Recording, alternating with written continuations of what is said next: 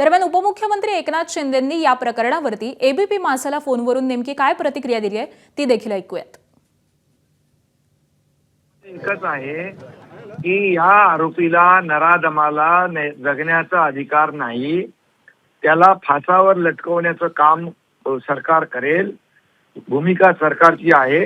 आणि पोलीस देखील स्वतः, मी एसपींची बोललो, मुख्यमंत्री देखील या घटनेवर स्वतः लक्ष ठेवून आहेत, त्यांनी देखील सगळं सूचना दिलेल्या आहेत। यामध्ये आता एकच आपल्या सगळ्यांचं टार्गेट असलं पाहिजे, जो नराधम आरोपी आहे तो त्याला कठोर शिक्षा देऊन त्याला फासावर लटकवणं, त्याच्या वृत्तीला खेचून काढणं, अशी वृत्ती गाडून टाकणं, अशा प्रकारची भूमिका सरकारची आहे। यासाठी जे जे काही करावं लागेल ते सरकार पूर्ण करेल। एबीपी माझा, उघडा डोळे बघा नीट।